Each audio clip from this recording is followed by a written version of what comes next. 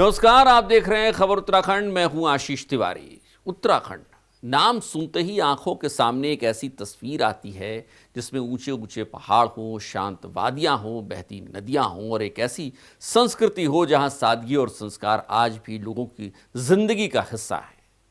उत्तराखंड को सिर्फ इसलिए देवभूमि नहीं कहा जाता क्योंकि यहाँ धार्मिक स्थल है, बल्कि इसलिए भी कहा जाता है क्योंकि यहाँ की प्रकृति, यहाँ के लोग और यहाँ की परंपराएं इस प्रदेश की एक अलग पहचान बनाकर रखती हैं। लेकिन पिछले कुछ दिनों से उत्तराखंड में आने वाली कुछ खबरों ने एक गंभीर चर्चा को जन्म दे दिया है। कुछ पर्यटन स्थलों पर पर्यटकों के हंगामे, नियमों की अनदेखी, सार्वजनिक जगहों पर अनुशासनहीनता और स्थानीय लोगों के साथ विवाद की घटनाएं सामने आने लगी हैं। कहीं तलवारें चल रही हैं, कहीं बुग्यालों में खुलेआम किचन चल रहा है, कहीं गंगा किनारे शराब पी जा रही है। इन घटनाओं के बाद अब सवाल उठ रहा है कि क्या कुछ लोग घूमने के नाम पर उन जगहों की मर्यादा भूल रहे हैं जहां वो मेहमान बनकर जाते हैं। पर्यटन किसी भी राज्य के लिए बहुत जरूरी है। उत्तराखंड की बड़ी आबादी पर्यटन से जुड़ी हुई है। किसी के लिए होटल का काम है, किसी के लिए टैक्सी चलाने का काम है, किसी के लिए छोटा व्यापार है, किसी के लिए गाइड का काम है। लाखों लोगों की रोजी रोटी पर्यटकों के आने से ही चलती है।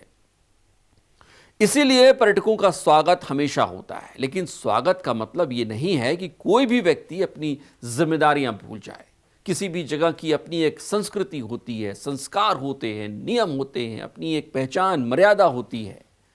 जब हम किसी दूसरे राज्य या शहर में जाते हैं तो वहां के लोगों से सम्मान और अच्छे व्यवहार की उम्मीद रखते हैं। ठीक उसी तरह उत्तराखंड में आने वाले लोगों से भी उम्मीद की जाती है कि वो यहाँ की संस्कृति और वातावरण का सम्मान करें, यहाँ की मर्यादाओं का सम्मान करें, क्योंकि पहाड़ सिर्फ घूमने की जगह नहीं है, ये किसी का घर भी है, किसी की रोजमर्रा की जिंदगी का हिस्सा भी है, किसी की आस्था का हिस्सा है, किसी की भावनाओं का हिस्सा है, किसी के संस्कारों, किसी की मर्यादा का हिस्सा है।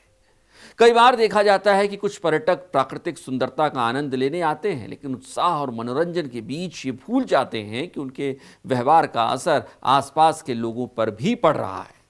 सार्वजनिक जगहों पर तेज आवाज, गंदगी, स्थानीय नियमों को नजरअंदाज करना या लोगों से गलत तरीके से पेश आना, खासतौर पर धार्मिक मर्यादाओं को तार तार कर देना, ये ऐसी बातें हैं जो किसी भी जगह की शांति को प्रभावित करती हैं, वहाँ के संस्कारों पर चोट पहुँचाती है। हालांकि ये भी सच है कि हर पर्यटक ऐसा नहीं होता।